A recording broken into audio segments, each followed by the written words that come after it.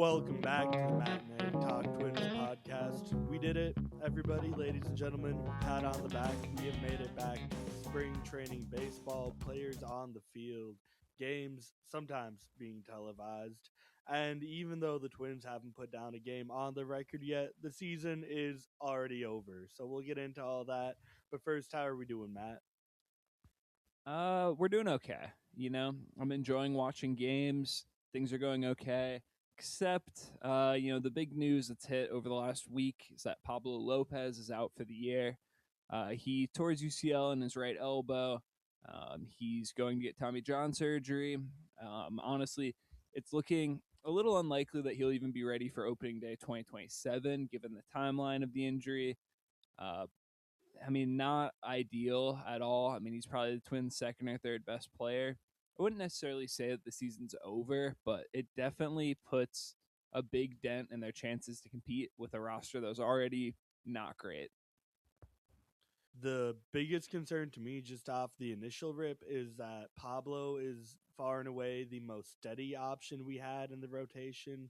Obviously, we've talked all off season about how many guys could be a part of the answer, but even compared to a guy like Joe Ryan, who has had his seasons where he's shown some pretty serious fall off in the last month or two of the season, which is also not a super concerning piece of a young pitcher. Um, Pablo Lopez has just been consistently brilliant at any time of the season, anytime he takes the mound, as long as he's been a Minnesota Twin. So it's not just the talent that we're losing, it's the surefire value that is going out the window for me.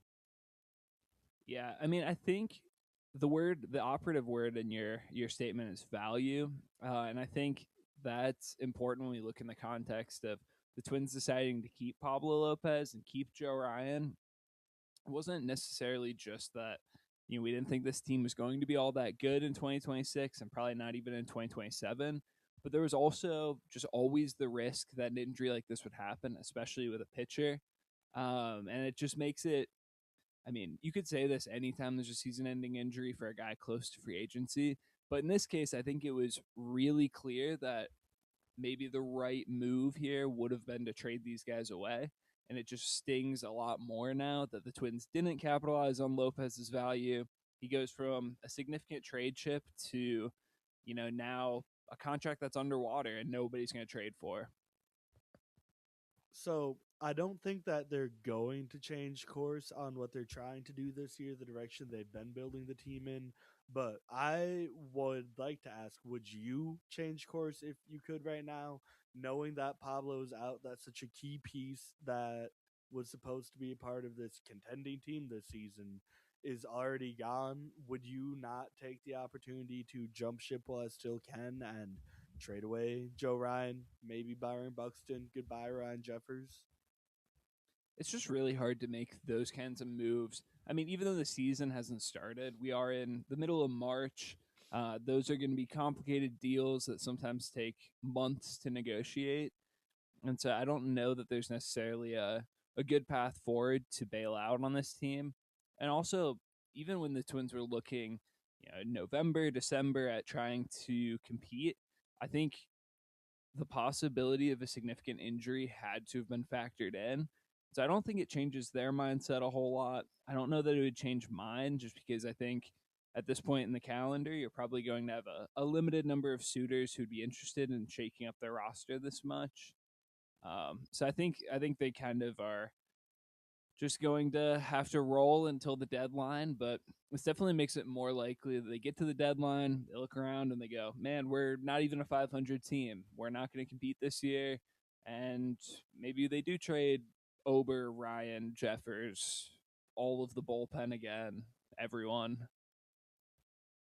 Yeah, I think it's interesting to consider how bad the value trade market would be right now because it is so close to opening day and how that would probably take a fair amount of suitors out that would have been there at the start of the season. But at the same time, I'm assuming a lot of these conversations have been had, even if they were never taken very seriously. I'd imagine that a lot of teams that would be interested in Joe Ryan and a Ryan Jeffers trade right now have already been trying to have those conversations, and both sides would be able to come to the table with some sort of understanding that could potentially jumpstart a trade. But I also agree. I think that it doesn't make sense to really move right now because we do have the depth to eat this type of injury. It doesn't mean that we're going to come out of it fine, but I think we were actually well equipped for something like this to happen and not have it derail our season compared to if the same type of injury were to happen to like random Royce Lewis or like Josh Bell even. We'd all of a sudden just be out our primary starter at a new position. At least we're able to somewhat stomach this injury. Yeah, I think I agree with that. But I think one thing that this does change is that now you're relying more on your young starting pitchers to be starting pitchers. And I think it's going to make the team less likely to move guys to the bullpen. I mean, we've already seen that like throughout Falvey's regime, and I would expect it to remain the same with Zoll. They're kind of hesitant to give up on guys as starters until it's very clear that they're not big league starters. And so I think their preference was probably always to continue to see what, Mick Abel, Taj Bradley, David Festa, Zebby Matthews, all these 23 to 26-year-old starters that we've been talking about, they probably wanted to see them in the rotation anyways. And now that they have another spot that's open, they're going to continue to keep a lot of these guys stretched out. And so it doesn't, I mean, it's obviously a downgrade to go from like a Pablo Lopez to Zebby Matthews in the rotation. But it's also a downgrade because now Zebby's not potentially a bullpen arm where he could be a high leverage option. And so it hurts in multiple ways. On the other side, though, if you already were thinking this team probably should have traded Pablo and Joe and whoever this year, going into next year, their walk year, what's the odds that they really have them around? Probably low. So someone's going to need to start games in 2027 and beyond. And this does give another chance to evaluate all these young arms and see what they have, because that's going to be important going forward. But I definitely don't love seeing that come at the expense of one of your top pieces already. It is, like you said, certainly not the way we want to see it happen, but the Twins are already signaling that they weren't really trying to push any of these young guys into the bullpen. So I really don't think that this changes anything that they were planning for at the least Taj Bradley, Micah Bell, and Zebby Matthews, who I think were probably the three most on the inside track to get starting jobs in the rotation. I think what this means more is that David Festa is almost certainly not going to start the year in our bullpen. It means more for guys like Andrew Morris, who's still down in AAA, that might have a quicker shot at either getting into the rotation or becoming that David Festa guy in the bullpen. The one that we saw for a tiny bit, it was a relief appearance in spring training, was Kendry Rojas, who looked pretty decent in his first spring training outing. And that was a name that I immediately mentioned. I think we're probably going to see him as a late call up this year, but maybe if he pitches well in spring training, goes to the minors, plugs away, gets a quick AAA promotion, like he could be, I think, a more important piece than we're giving credit to this season if he wanted to be. Yeah, I mean, I feel like the Twins still have insane depth at starting pitching. We've talked about it ad nauseum, but I definitely think that we could see Kendry Rojas up this year. It sounds like they're going to keep Connor Prelip stretched out. You could argue whether or not that's a good strategy, but it looks like he's preparing as a starter in spring training right now. He hasn't been told that he's going to be a reliever. And so if we go into next year and we consider, you know, Kendry Rojas, Andrew Morris, Micah Bell, and uh I don't know, one of the other guys, all starters. That's a full rotation at AAA. Um I mean, honestly, just the guys we've named, plus the probable rotation guys, plus David Festa, that's 10 guys that are going to be major league options that are already in AAA or in the big leagues.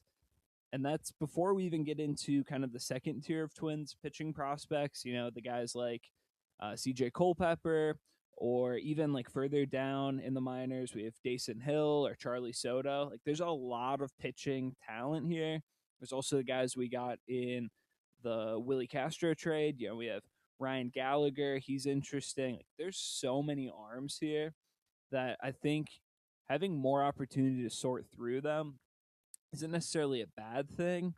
And it's we're going to see a lot of these guys this year, and we're going to start to see who's going to be able to stick as a starter, who might move to the bullpen, who's going to be good at all. You know, maybe some of these guys just aren't even big leaguers. Like we have still so much pitching talent that I'm not so much worried about coverage. But like you said, we just don't have the consistency of a Pablo at the front of the rotation now, and it's going to be an interesting year. I think we're going to learn a lot about a lot of guys, and it'll clear up our 2027 picture a little bit. But obviously, unfortunate in every other way besides opportunity for the young guys. Yeah, I think my biggest question coming from this with our younger pitchers is how quickly I guess they're going to be given a hook if they aren't performing well at the start of the year. I would have thought initially with Pablo still in the rotation that the guys who earned spots coming out of spring training would have gotten a pretty good runway with them. But now that Pablo's out, I almost kind of feel the opposite because we're going to have at least two spots dedicated to the younger arms in our rotation, which I mean, Taj Bradley has largely always been penciled in for one of those spots, but now we're going to get at least one more guy with a legitimate, like every fifth day look this year. I still think we could and arguably should go to a six-man rotation, especially if they insist on keeping everybody stretched out. And if you have two, maybe even three of these young, just getting to the majors, maybe even never debuted guys yet pitching on the team, I feel like I would like to encourage good performance and quickly correct bad performance. And I think that doing that correcting in AAA makes a lot more sense. So I think to me, it's going to be really curious to see how they manage these guys going up and down this year.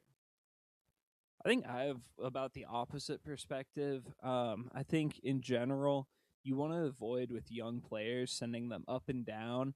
I feel like that really rattles the confidence.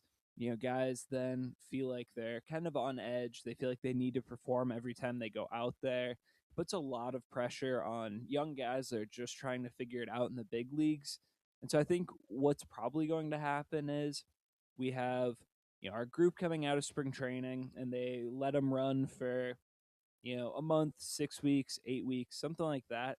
And if we have a guy who's really struggling at that point, maybe they mix it up. But I think it's going to be at least 5 turns through the rotation before they are really moving guys around based on performance. Now, it's entirely possible, and I would say even probable, that one of those guys gets hurt in the first month or two, and then they need to bring up another arm anyways. And maybe that guy pitches well, and then when the original guy is healthy again, he just gets optioned. I think that's definitely a possibility, but I think the team is going to make a decision on who they think is the best options right now, and then probably wait a good 6 weeks to reevaluate that. I want to hear your initial guesses then. If you're thinking we're going to lock and rock a lineup, who do you think are going to get the last two spots, and who would you like to see get the last two spots here as we enter camp? Yeah, so assuming the top three is Joe Ryan, Bailey Ober, and Simeon Woods Richardson, I think the last two spots are going to be Taj Bradley, who, like you said, we've had penciled in pretty much all off season, and Debbie Matthews. I think David Festa would be competing for that last spot, but I think Festa's probably still not fully healthy. We haven't seen him throw on the major league side of camp yet. We've heard that he's been throwing on the backfields to minor leaguers, but I think after missing really the whole second half last year with thoracic outlet syndrome, he's not going to be a guy that they want to count on out of spring training. And Mick Abel is the other guy who could potentially break in here. But I think Mick Abel is a guy who's kind of rushed to the big leagues last year with the Phillies on kind of a need basis. As we've talked about, there's still so much upside with him There's a lot of refining to do to turn him into what he can become. And, Zebby Matthews was a guy who was kind of rushed in 2024, but got, 100 innings last year in the big leagues. I think he's a guy that they want to see show development in the show and doesn't really have a whole lot left to prove at AAA. So I think he will get the jump on Mick Abel to start the year. So I'm gonna soft agree with Zebby Matthews getting that fifth spot because I think we can pretty much lock in Taj Bradley. I do think that even though I would pencil Zebby in right now, it's about the most wide open race I think I've ever seen coming into a spring training where Zebby might have it.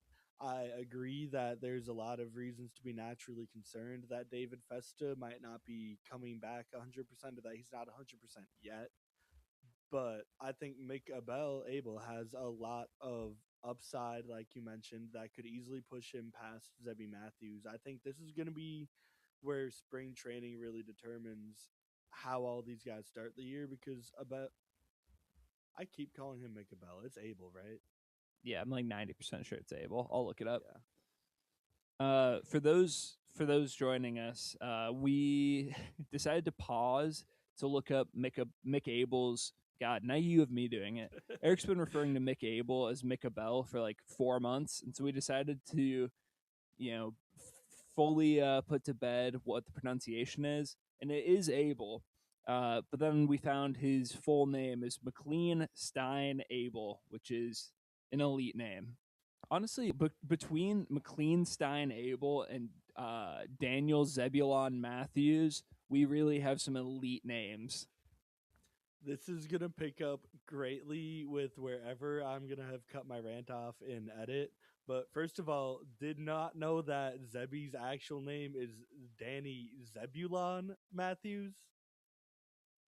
Uh Did I huh. hear that right? Yeah, Daniel Zebulon Matthews.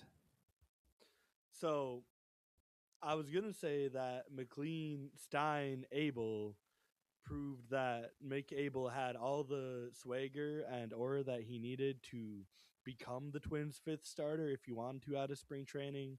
But I feel like I can't even assert that claim over Zebulon Matthews.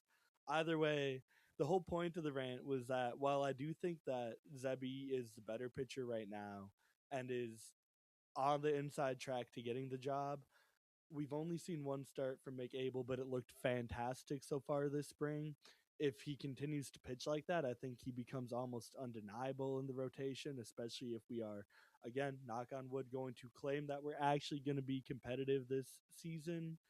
But I would also kind of like to still see a six-man rotation for that reason. I think that out of the guys that could be competing for those final spots, that at least one of them is going to either get hurt, as you said, or just straight up not look like he deserves a spot.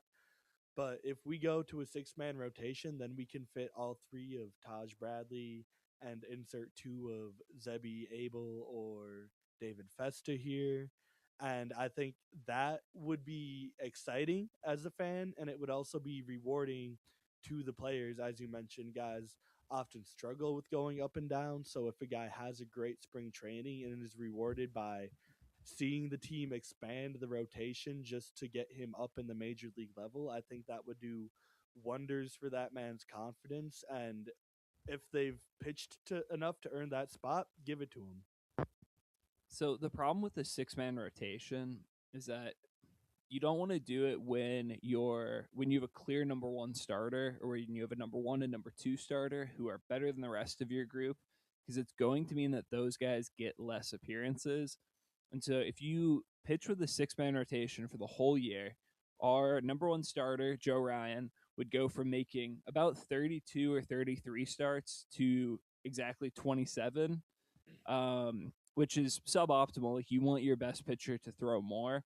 I will say the flip side of that coin is that historically Joe Ryan has struggled in the second half of seasons. He kind of wears down. And also a lot of these guys they haven't thrown a ton of innings. The exceptions to that, of course, are Bailey Ober and Taj Bradley. Well, and I guess Simeon Woods Richardson's up there too. So I mean, honestly, like I feel like we don't need to limit too many innings, and a lot of these guys are pretty experienced. And you also don't want to take away starts from Joe Ryan. And also, like I think they're just going to want to have more of a bullpen. You know, I think even if you move to a 6-man rotation, I don't think you have a ton of confidence that all of these guys are going to be working deep into games. Like you're probably still going to have a pretty heavily taxed bullpen. If you move to a 6-man rotation, you have one less reliever. That's a lot more lift for the other guys to take on.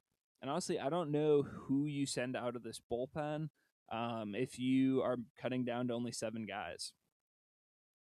I mean, I think that's kind of a crazy take because I still don't know how the Twins are going to get up to 8 in the bullpen. We're still talking about them fielding 4 lefties out of the bullpen to start the season. And at that point, just cut one of them because they're redundant. It's not something that would happen over the full season, but no team ever goes to a 6-man rotation over the full season. There's also the added benefit of it's the start of the season, guys. Hopefully, if they have no injuries and aren't playing the World Baseball Classic, we'll have the chance to have a normal ramp up to the start of the season where ideally they don't need a lot of in season time to continue to ramp up and hit their stride. But stuff happens. Joe Ryan already tweaked his back. We don't know yet if that's going to keep him out of the World Baseball Classic or not, but a lot of guys do just start slow out of the gate. Baseball is an unnatural game that asks them to do very unnatural things, especially with their arms and elbows. So if we rock a 6-man rotation for a month and Joe Ryan only ends up at 30 starts instead of 32 starts, I don't think anybody's going to be sweating any of those numbers that badly by the end of the season. I mean, I disagree. Just because like this is a team that's pretty short in star talent, and Joe Ryan's one of those stars, and so as a team that's chasing upside that needs variance to be on their side to have any shot at a playoff spot, they need to be maximizing their stars, and that means Joe Ryan throwing every 5th day. I'll also say your point about the bullpen, like just cutting one of these guys loose. The problem is if you don't stick to a 6-man rotation for the whole year, you cut down to a 5-man at some point, someone gets hurt, whatever.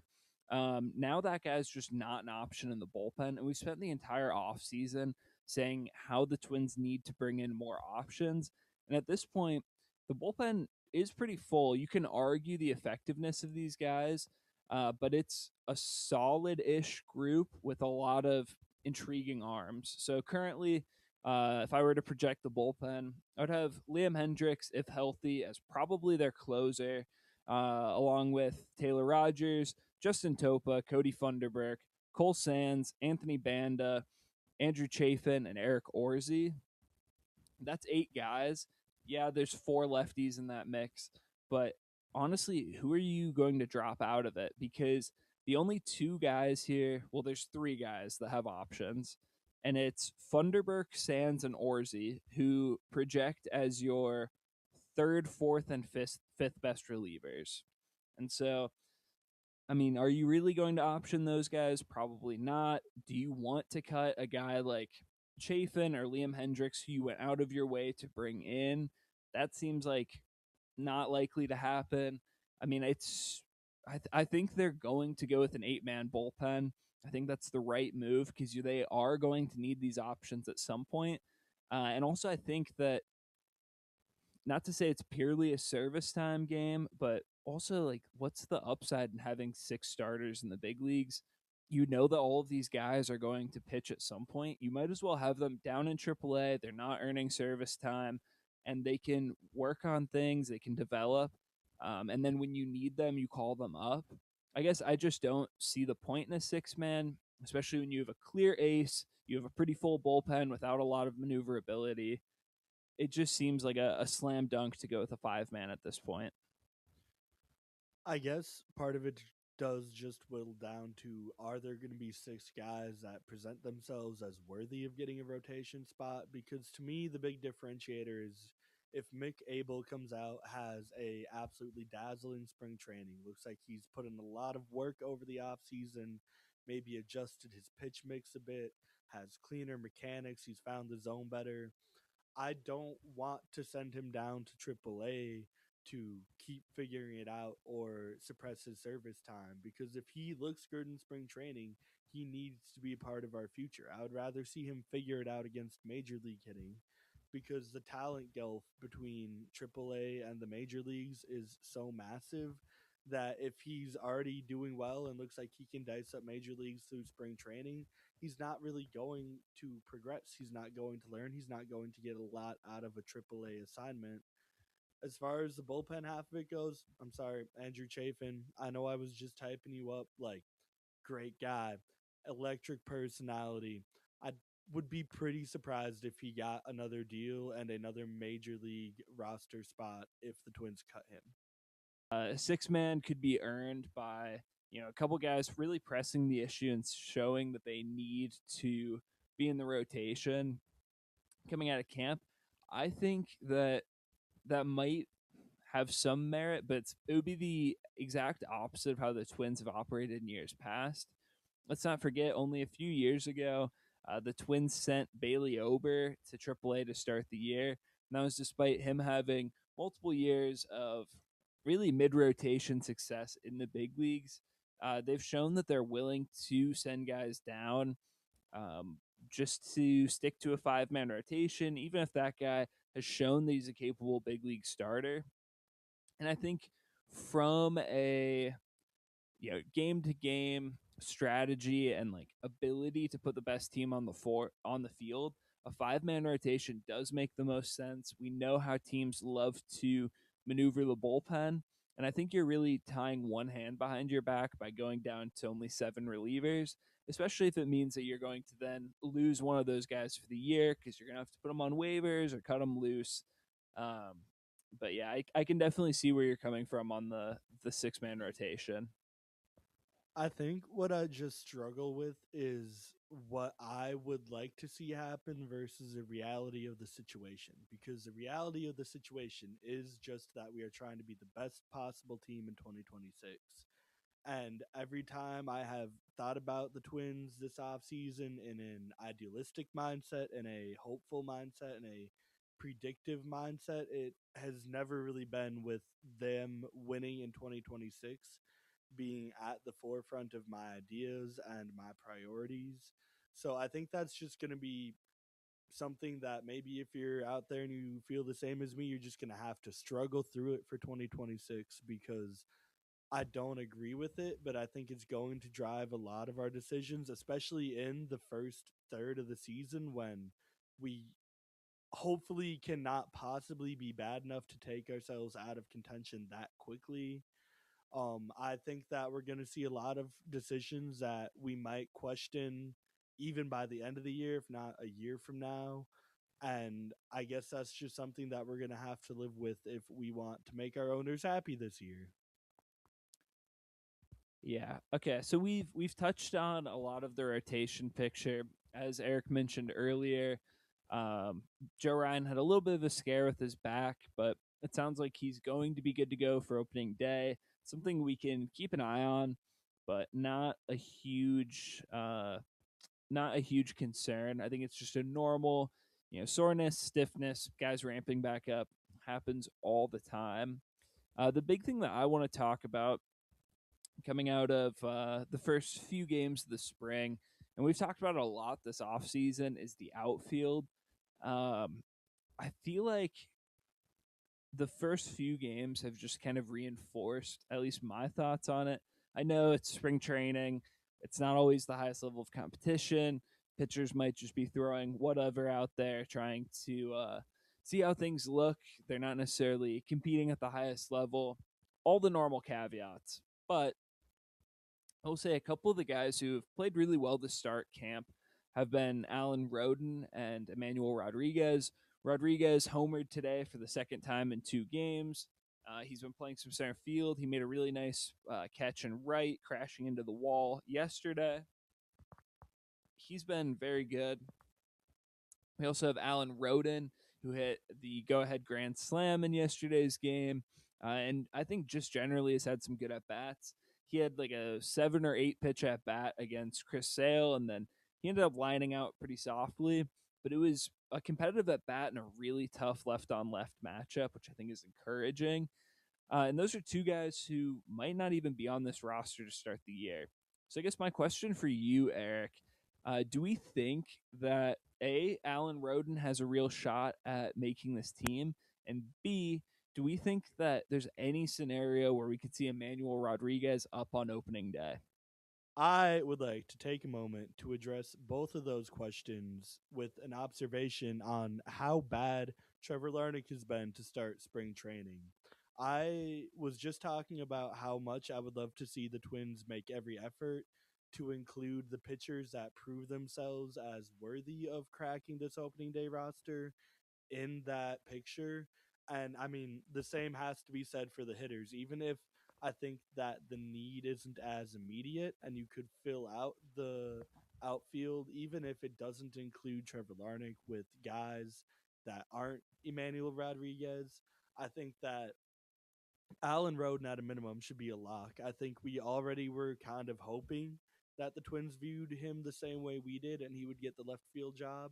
And if he has a great spring training, I see there's no world where he doesn't.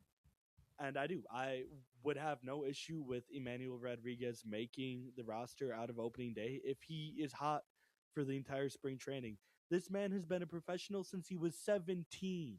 He's had 5 professional seasons. I understand that he's not old. He's very much exactly where you would like him to be development wise. He's only 22 years old, but he's played at AAA for 2 different seasons now, parts of 2 different seasons. He's a guy with a lot of injury concerns. This is a broken record moment from when Matt Cantorino was in our system, where I would tell Matt at least once a month that, man, I really don't believe in the health long term for Matt Cantorino. I don't know if Emmanuel Rodriguez will ever be a fully healthy guy. Maybe he has a very Byron Buxton esque career, but if we have a limited amount of games in this man's body, I don't want to waste a single another one of them in AAA. If he looks ready to play at the MLB level, get him there. Make it happen, you know? Yeah, I also think it's worth pointing out with Emmanuel Rodriguez, he is still pretty young. I mean, he's going to be playing almost this entire season at age 23. But he is in his last option year. So if the Twins send him down for, I think, more than 15 days at any point this season, he'll burn his last option when the Twins can no longer send him down. So I think, I mean, it's kind of tough for a guy who hasn't debuted yet to be going into his last option year. But I think it just lends more to the idea that it'll be good to get his feet wet right away. And then if we have a period during the season where he struggles, it then gives them the opportunity to send him down, get his feet back under him, and he can, hopefully make some adjustments in a less competitive setting. Versus if you wait until midseason to call him up, then you're probably not going to send him down. He's just going to be in the majors and kind of struggling for a few months, and then you get to next off season, and he's no longer able to be sent down, and it just kind of puts it in a weird position where he doesn't have big league success. He doesn't have anywhere else to go. He just has to figure it out in the majors. So I think they're probably going to be kind of aggressive with Emmanuel Rodriguez. I also think a lot of those same things can be said about Alan Roden. He's already 26. He's demolished AAA for the last 2 seasons. He has absolutely nothing to prove in AAA. It's all about how he can hit big league pitching. And so sending him down doesn't accomplish anything. And I think it's really it would just be to keep guys like James Outman or Ryan Kreidler or Austin Martin in the big leagues, who are all guys that we've seen in the show for extended periods. We know what they can and can't do for the most part. And so I just don't see I guess I just don't see the logic in keeping a guy like Alan Roden in AAA, just so that you can keep, a Cody Clemens or a James Outman around. Because, yes, there's things to like about James Outman, but he's 29 and he's had 2 really bad years after an okay season. He's also out of options. He's also not that great of a defender. Like, I feel like he's a guy that you should cut bait on. if it means that you're getting more playing time for Alan Roden. And I think maybe I would think differently about it if it was a situation where, okay, well, we just have Roden, but there's no real other AAA outfielders. Someone gets hurt, Roden's going to play anyways. Maybe we just hold on to Outman, we maintain our depth, but our two top prospects are AAA left-hand hitting outfielders. Like, it's not a situation where we're going to need more outfielders. It's not a situation where we need more left-handed hitting outfielders. It's just kind of a situation where I don't think James Outman's particularly good, and there's other options that are probably better, and they're probably better right now, and they're definitely better in the future. And I know we've talked about this, 4, 5, 6 times on this pod, but I think James Outman is just kind of clogging up the bench right now. For those of you that are playing along at home, the whole James Outman outfield clog issue is exactly 1 degree of separation from Trevor Larnach, who, do not be fooled, is still very much at the heart of all of the roster crunch issues that we face right now. Yeah, is James Outman the new Trevor Larnach? Does James Outman last on the roster longer than Trevor Larnach is the real question here. So I'm gonna say no to both. I think that James Outman is probably the next cut off of this roster. Shout out Ryan Creedler, by the way. His defense looked phenomenal. It's again early into camp. I don't want to drink the Kool-Aid too hard, but Ryan Creedler is making it known why Twins officials liked him, why they gave so much emphasis on getting him into camp with a real shot at making the roster. And I'm sold already. I've seen everything I need to. He doesn't need to be a elite hitter, even a league average hitter. If he plays defense the way he's been playing defense in the minors, I'm fine with him being our next Angelton Simmons. That's good enough for me right now. Okay, a couple things. Andrelton Simmons is the greatest shortstop defender of his generation. He was unbelievable. I need to Also, make a clarification so that the fans don't boo me. I meant our copy of Twins Angelton Simmons. I do understand that Ryan Creedler, as sick as he might be, could never be at prime Angelton Simmons levels. But if we get the Twins version of Angelton Simmons out of him, that's pretty cool. I also want you to guess what Ryan Kreidler's career WRC plus is in the big leagues. He has 211 plate appearances. 43. 11. Oh, there His was no level of knowing how bad he was that could have prepared me for him being that bad. his total OPS across 4 seasons is 384. I would still absolutely stump for that guy over James Outman any day of the week. His OPS is only 2 points higher than Luke Keeschel's on base percentage last year. If Luke Keeschel posted that on base and never put a ball in play, he would have the same OPS. Like, that's how bad Ryan Creedler is What I'm offensively. really hearing is that Luke Keeschel is just Barry Bonds. He's the Barry Bonds of 15 homer second baseman with questionable defense. He is the Barry Bonds of converted outfield prospects that got Tommy John surgery. Yeah, although Keeschel was always an infielder. He actually was a shortstop in college. Was he not primarily outfield in the minors, though? No, he got drafted as a second baseman. So he played shortstop at University of San Francisco. And they moved to second base at Arizona State. And they got drafted, and it was after he was in the minors, the Twins moved him around. But he played primarily the infield and then experimented in the outfield. Also, Ryan Kreidler, half of his career seasons have a WRC plus below 0. Just putting that out there. So, I mean, the defense looks sick, but he is also then on that list, as Matt already mentioned, of guys that I have no passion to keep them over to solve our clogging issue. If guys are ready, get them up here. Like Kalen Culpepper obviously not going to crack the opening day roster. Nobody's talking about that. But Kalen Culpepper by midseason, yeah, I'd love to see it. The other big thing I think with getting these guys up earlier, it's something we touched on a little bit in our last episode. It's more information for the Twins to work with. If we want to tint our glasses a little bit rose again, let's look at the deadline from the Twins' perspective. If they are actually competitive somehow, and they're like, wait, we're good right now. So you get to the deadline, you don't really want to trade away pieces of the team that have been playing for you every day because it's been working so far. So you might be more hesitant to trade a Trevor Larnach type to call up Emmanuel Rodriguez unless he's been absolutely crushing it in the minors, or even Walker Jenkins. It just makes it harder for the team to make moves and transactions that are good for the team regardless of how we're playing, if by some miracle we're a good team by the trade deadline.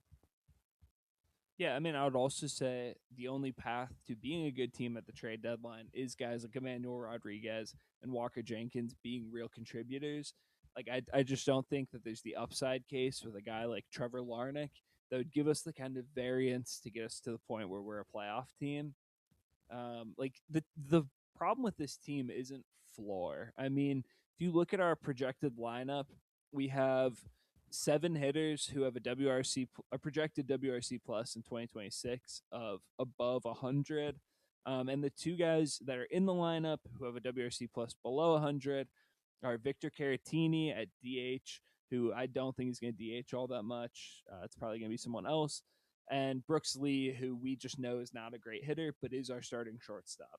Otherwise, I mean, this roster has some bats. We have, good chance of at least scoring some runs. I think the problem with this lineup is that we're gonna have to score a lot of runs to counteract the defense, and also for whatever these guys do in the box, a lot of them can't really run, and so they're kind of one dimensional, and that's where guys like Erod and Jenkins have the ability to really change this team as well as be productive in the box. And so I think that there's never going to be a situation where Trevor Larnach is, a 130 WRC plus guy, righties and lefties, and you don't care that he can't run or play defense because he's just such a good hitter. There is a chance that we could have an Erod or a Walker Jenkins put up a 130 WRC plus season and be a good defender and steal bases. That's kind of my thought with playing Trevor Larnach over these guys for a team that's probably an 80-win team right now. When you're looking at them favorably, they should be chasing the high upside. And there's just no point in playing guys like Larnach or Clemens or Outman or Kreidler over any of these young guys who has the potential to raise the ceiling. So this is where I'm going to creep in and play a bit of devil's advocate, and I would not like to because I do agree with your take, but this is, I think, the issue that we start to circle back on with the Pablo injury is that our rotation was supposed to be the anchor of this team. We were supposed to have an elite pitching staff, a unproven but potentially at least stable bullpen that could allow us to sort through a lot of offensive woes and just general funkiness that's going to go on with the team in transition. I feel like it gets a little bit harder now with Pablo out to be like, okay, we're also going to sail the ship on Trevor Larnach, who, might not be elite, but we know he's going to be reliable for a pretty league average bat at our DH position in favor of another young guy who we haven't seen yet in the major leagues. And there's a very good chance he's good. I would say that even Manuel Rodriguez's 50th percentile outcome is better than Trevor Larnach's, but it does create a little bit more concern that we're relying on a lot of young guys who are unproven talents to create a proven team this year, a team that needs to prove it this year. And I think it also creates, and I'm not as worried about this, but a younger clubhouse that could maybe lack leadership. We have a lot of it in the pitching staff. But on the hitting side, we have Byron Buxton and Ryan Jeffers, and then what? I don't know if there's a single other hitter in our opening day lineup this year that will have more than 4 or 5 years of experience outside of Jeffers and Buxton. Josh Bell and Victor Caratini. Yeah, that would make sense that I was forgetting the old guy veteran additions of the offseason to our veteran presence on the team. Yeah, I don't know. I feel like it's less so a debate about Larnick. Yes, we've talked all offseason about how Trevor Larnick doesn't fit this roster. He's older. He's not under control. He doesn't swing the bat well enough to be a DH, and he doesn't field well enough to justify the glove being in the field. Um, but I just like he's not the problem. He's frustratingly competent is probably the way I would describe it. It's all the other guys, right? Like if you put Trevor Larnick at DH and you maybe have a right-handed complement that can play against left-handed pitching, like that's fine. The thing is, like, I just don't want to have a situation where we are playing Larnick in left field and we're playing Caratini at DH and we're rotating all these guys through and we don't want to drop James Outman, but we don't really feel comfortable with him playing all that often or especially not like DHing or something. And so we keep all these like kind of not super functional guys around and it just doesn't work out well. I feel like if they put Larnick at DH and they just know that there's going to be a right-handed hitter in there for him against lefties, like that's fine. It's not great. It's not what I would do, but it's fine. And then if we get to midseason and these guys have forced the issue, you can make Larnick kind of seldom used bench bat, guy that can sometimes play a corner or can DH. And we can make room for the rest of these guys. And I wonder if that's kind of what they're thinking. My thought is I just don't want, especially early in the year, for us to go, well, we can't get rid of James Outman. So that means that Alan Roden and Emmanuel Rodriguez have to start in AAA. It's like every win matters, especially early in the season for a team that's not a clear cut contender. And James Outman's not going to get us to contender status, but those guys might. And that's the kind of thing that I want to avoid happening. So I've been trying to pull all the strings together over here, thinking about how the Twins make a roster with make a roster that can fit Emmanuel Rodriguez in the opening day lineup. I think what I've kind of settled on is, I mean, obviously James Outman gotta go. You can have Trevor Larnick be your everyday DH. He's gonna sit against lefties. When he sits against lefties, you bump Josh Bell to DH. You let Victor Caratini play first base. That gets him more consistent playing time as well, getting out from behind Jeffers. And with that out of the way, you're able to lock in Buxton, Roden, and Wallner every day across the outfield. And at that point, you can have you can have Emmanuel Rodriguez do whatever you want him to do. He could be your fourth outfielder. You could just say, to hell with this entire DH setup. We're just going to send Matt Wallner there and we're going to get Emmanuel Rodriguez in the outfield right away every day. It gives But the Twins a lot more flexibility in playing the hot hands and maybe letting some guys ride through some struggles quietly, getting more pinch hit at bats and playing more seldom. And it isn't really that hard to get to. I think it just leaves a lot of tough questions about guys who are more deservingly on the bubble. Like, we're ready to dismiss James Outman from this opening day roster. I would love to see Austin Martin make it. He looked pretty good to end the season last year. He's got a very useful skill set coming off the bench. I would like to see us make room for him, but I don't know how we do that if we have a guy like Emmanuel Rodriguez. And is that a line that you're willing to draw?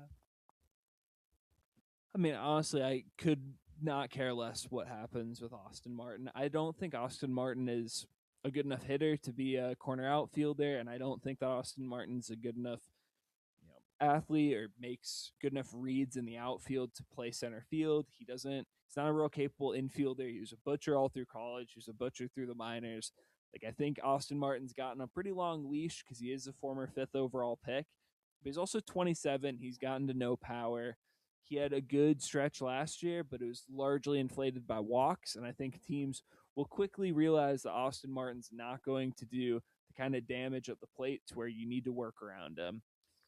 I think I mean I don't really care what happens with Austin Martin. I don't think he is a priority to make this roster. I think he will just because he's a right-handed hitter that can play an outfield corner, and the Twins have absolutely refused to invest in a right-handed hitting corner outfielder. But I just still think this team is really disjointed and dysfunctional. Um, and also, the bigger thing, like you mentioned, you could move Matt Wallner to DH. But the thing is, like Matt Wallner and Trevor Larnach are kind of the same archetype. Matt Wallner's just better. Like Matt Wallner's just a better version of Trevor Larnach. And if you're having both of those guys try to do the same thing on one roster, there's just not room for them both. They both need to sit against lefties. Neither one of them should play in the grass, really. The best spot for them is DH, but like Wallner's a plus. He's a real threat at DH. He's a real advantage because he's a good hitter. Trevor Larnach is just like a guy that can capably be a DH. And so the problem with having Larnach on the roster is in an upside case where you have two out of the three of Roden, Erod, and Jenkins turn into real starting everyday guys. That pushes Wallner to DH. Then Trevor Larnach is pretty much useless for this team. And so, like, I understand that maybe having two of those three young guys turn into everyday starters this year is aggressive and it's probably unlikely to happen. But that's the kind of thing that needs to happen to push this team over the edge. And if we're saying we're going to contend, we need that to happen. And if that happens, Trevor Larnach's useless for this roster. And that's the crux of the argument all along. It's that we have a lot of guys like Martin and Kreidler and Clemens and Outman, literally the entire bench, where it's like this guy's really a marginal big leaguer, and we would be better off with other options here. But also that like a guy like Trevor Larnach is also just doing the same thing in the lineup, like in a starting spot, where he's just kind of fine, but he's clogging it up and like reducing the opportunities for other guys to make as big of an impact as they can.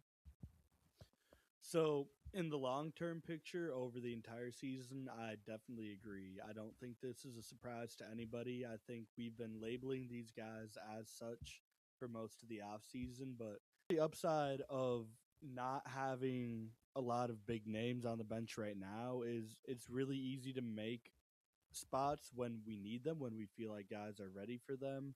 Nobody's going to be crying over the James Outman DFA. Austin Martin may have looked like he deserved a spot last year, but I mean, he did that playing next to Ryan Fitzgerald. So it does not take a whole lot to look good.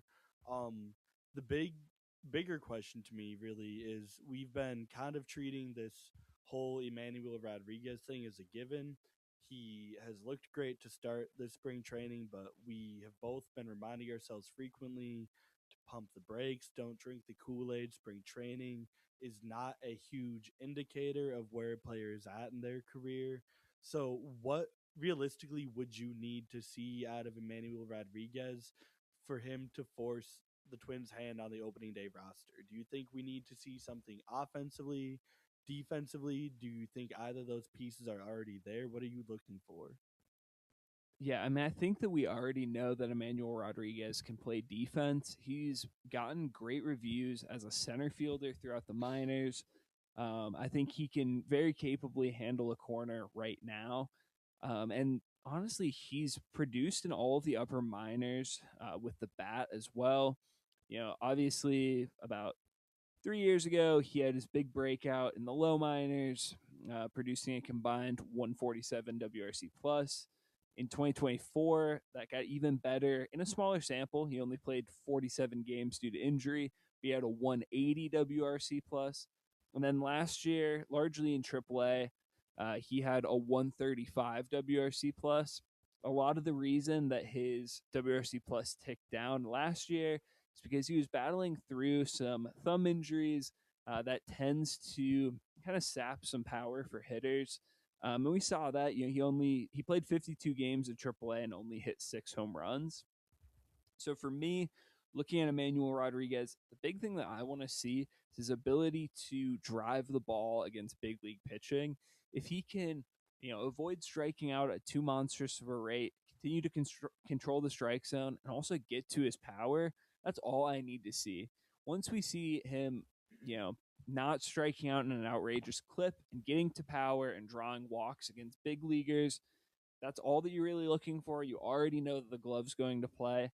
And I feel like if we get through this next month of spring games and we look up and Emmanuel Rodriguez is running even a 30% strikeout rate, wouldn't it be great? But it's definitely playable. He had a 30% strikeout rate or better, and he had, a 900 OPS and he's hitting bombs. That's all I need to see.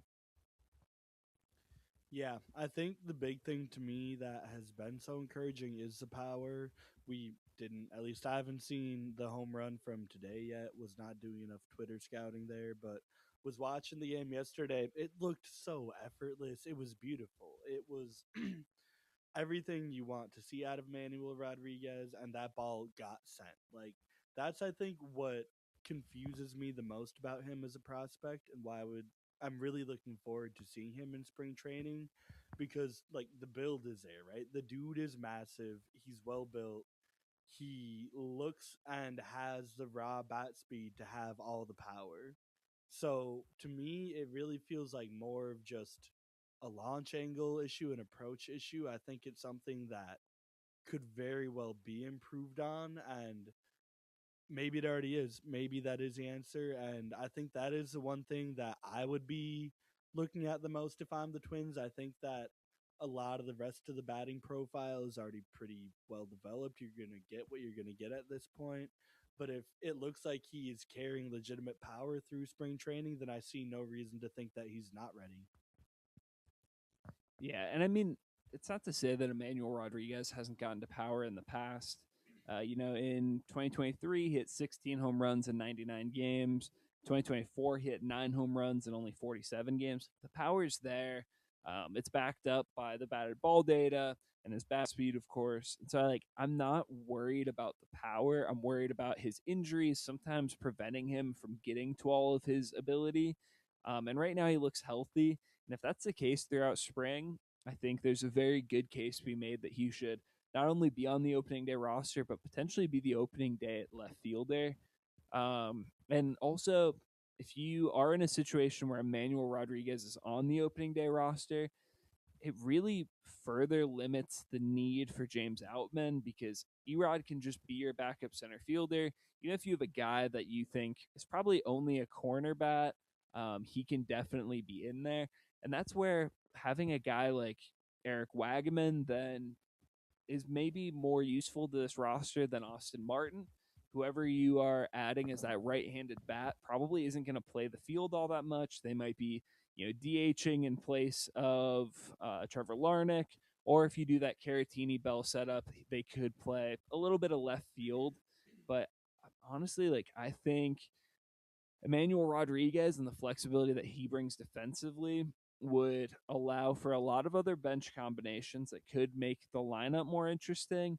And it also just generally day to day, having another plus defensive outfielder next to Byron Buxton, especially with a fly ball heavy staff, is going to be really good. And I mean, this infield defense is going to be terrible. And so if there's any place to have, some big upgrades, it's going to be the outfield.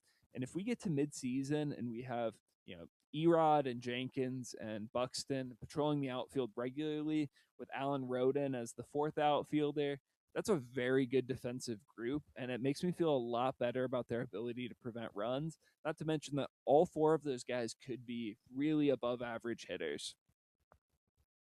I do think that is something that we probably under talk a little bit on the podcast here, is how big that defensive value could be, not just to the Twins, but to having a lot of young pitchers on the roster who are still figuring a lot of things out. Set them up with success, set them up with the best possible chance to succeed. It, I mean, has got to be a little tough going out there pitching every fifth day thinking, oh shit, I hope nothing goes towards Matt Wallner, because it's going to be dicey if it does. Or, oh no, we have Trevor Larnick out in left field today. I better hope that I keep the ball down, I keep the ball on the ground, and I'm punching guys out. Anything that we can do to make their lives a little bit easier, I'm all for it. And if that happens to be playing our young, exciting, high upside talent in the corners and kicking Trevor Larnick to the curb, that sounds like a dream to me. Yeah, agreed. I think we're on the same page with the outfield. I think we would love to see these young guys come up and perform, and it'd be good to give them, real runway to see what they can do, especially in a season that's more and more looking like it's not going to be super competitive. Anything else that you've noticed as we start spring camp? Anything that stands out to you? Well, I already had my bit for Ryan Kreidler. I was not aware, obviously, of the hitting atrocities that he's committed upon this league, but I'm still excited to watch him for the rest of spring training now. Even if the bat isn't there, honestly, that's all the more reason for me to want to see as much of Kreidler as I can. Because if he is actually that atrocious at the plate and he continues to show that in camp, it's going to be really hard for him to break camp with an invite to the major league roster.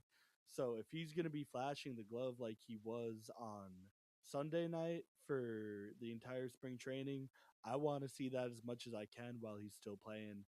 The other one is a bit of a cop out because I mean everybody wants to know what he's doing, and I think a lot of the season does hinge on him. I'm really excited to see the new Royce Lewis, who has been working with this hitting coach. We touched on that a lot more in the last episode if you're curious, but started out spring very strong, had an absolute moonbeam in his first at bat of the spring. So those are the two guys that I am the most excited to watch this spring training. Are there any guys that you have your eye on specifically? Uh, I don't know that I'm particularly watching certain guys. I think in general, a lot of the pitching staff, I have things I'm looking out for. Some of those things are like Simeon Woods Richardson, his splitter usage, or Mick Abel and his slider and his sweeper usage. I think I really want him to lean more on his sweeper that he experimented with at the end of last year, rely less on that slider that was really getting hit hard and left over the plate. There's a lot of like pitch mix things I think that we can learn from these starters. And then also just generally, I think it's interesting that so far in spring, we've seen Alex Jackson be a real clear, like distant third catcher. He hasn't started any of the Twins spring games yet. He's been kind of a guy who just comes in like middle or late game, and I think he hit a home run today, but it was like the seventh inning, and the Twins had none of their starters still in there in the seventh. And so I think it's just interesting that the Twins have been playing Caratini and Jeffers most of the time at catcher. I don't think Caratini's played any first base yet. And it really just seems to me like Alex Jackson's going to be the odd man out. And that makes it kind of interesting, especially when he's a guy that's going to be making 1.3 million, and if he's DFA'd, we might have a 1.3 million dollar AAA catcher. It's certainly not ideal, but you kind of get the gist at this point that the Twins are reading the room, realizing they might have overvalued him, and they're already pretty confident that they could slide him through DFA and through waivers to get down to AAA because that's, like you said, how they're treating him. And it would be a little disappointing, but at least it would give us some solid depth, I guess. Yeah, I mean, it's one of those things where, like, if the Twins had a better payroll situation, you would see that as almost like an advantage. It's like, we like this guy. We think he's a very good third catcher and probably a capable backup. So being able to get him off the 40 man, stash him in AAA, like, that's a huge win. And that's a reason that we see, other teams like the Twins have done this in the past, but we see teams like the Dodgers do this regularly where they give guys guaranteed 1 year, like million and a half dollar deals, knowing that they're going to cut them. And they just hope that they can get those guys to stick around in AAA, make money in the minors, but it gives them better depth. And I mean, I guess the Twins could be doing that here with Alex Jackson. But it just strikes me as a weird use of resources for a team that only has like $105 million payroll. I will say the thing that this makes me think, though, is maybe the Twins have an inkling that they're going to need a good third catcher, and maybe a third catcher who has a little bit of control for future years. But why would they need a third catcher? Oh, well, if they get to the deadline and they're not very good, which is probably the expected outcome, then Ryan Jeffers probably getting traded. Oh, and now Alex Jackson's not the third catcher. He's really the backup catcher. Oh, and he can also be controlled for 2 more years after this. So I wonder if that's kind of the thought process. If things go south, either with Jeffers or Caratini getting hurt, they have a little bit of backup, but also post deadline, he gives them another option. Well, this does seem like a great place to make another pivot here. We obviously have been really excited watching the start of spring training, and we have a lot more to talk about that will be a lot more serious, hopefully, as we get closer to opening day. I have been really rolling with kind of the theme going on today, and it is really rolling with where my monologue minute was going to pick up. So I'm actually going to take ball here first. And for my monologue minute, I'm going to talk about the stages of grief as it pertains to the sporting world. Mainly how I was thinking a lot about, the stages of grief after Pablo's Tommy John surgery, how we're mourning the season, it's already over. And it's also had me thinking a lot about the last 12 to 16 months as a Twins fan as a whole, because we have seen a decidedly different era. The team we have now is very different from what I think will be looked at as a general 2020 to 2025's, the first half of the 2020s era for the Twins. That was fun. It meant a lot to me as a fan. It was the end of our playoff drought, it was the end of our playoff losing streak. It was a very historic and monumental set of years as a Twins fan. But what I think I've finally been able to do as we start spring training this year is reach acceptance, which is that that team was not going to make serious noise in any playoff in any year. It was fun. It was good. It was not a bad team, but it was flawed. It was not perfect. A lot of what we were relying on was things that had not historically gone well, continuing to go well, and things that had historically gone well, showing signs of falling off. So while I still would have done things a lot differently, I would have sold off at the deadline last year a lot differently. I would have been attacking this off season a lot differently. The result has been a spring training where I can finally look up and look around and say, this team is different. I'm not sure that, I'm certain that it's not going to be better, but this team is different. And even if that is worse for now, if it's different, that means we're on a different trajectory than the one we were on. And at the very least, it gives us something new to be excited about. I have not seen this much discourse over such a terrible team in such a long time. And I think that can largely be chalked up to the fact that even though it's not great, it's very new, it's very confusing, it's got a lot of moving parts still. So there's still a lot of reasons to be excited as a fan and maintain your interest even if the Twins are bad this year, and I can finally look forward to that again. Yeah, so for my monologue minute, I'm going to be talking about the Twins and Twins TV during spring training. Now, as you might be aware, trying to watch these first few spring games, not all spring training contests are televised.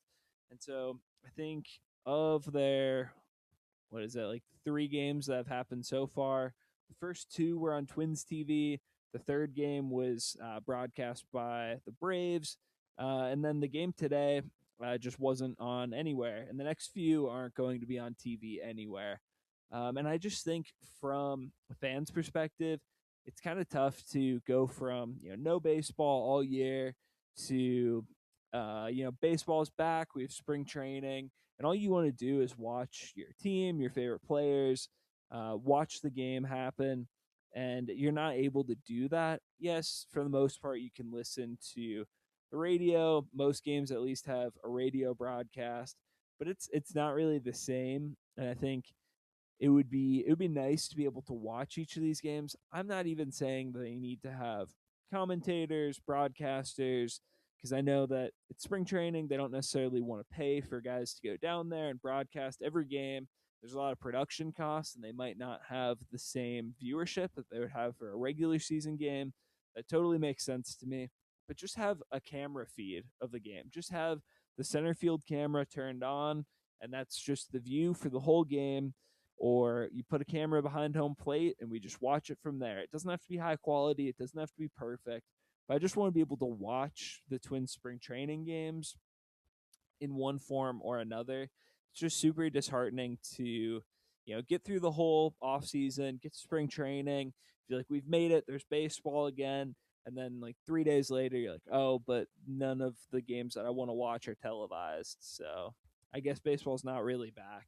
And I know that's just a normal thing that happens with spring training, and it just makes us more excited for opening day, which is now only about a month away. But I still would like to see each game, especially when we're talking about camp battles. I want to watch how these pitchers are pitching. I want to see how Mick Abel's executing in the zone. I want to see if he's able to locate his curveball below the zone or get the fastball to the top of the zone. I want to see it, and it's something that doesn't really come through in like an audio feed. And so it just makes it really hard to do scouting of these guys we've spent all offseason talking about. You just can't really get a good feel for how they're actually performing without having that video component. It's a very valid critique, one that I have also already been suffering from, but it has given me the great new idea of alternative baseball broadcasts on the radio where everything is just descriptive. You don't have your Dan Gladden telling stories about the 80s.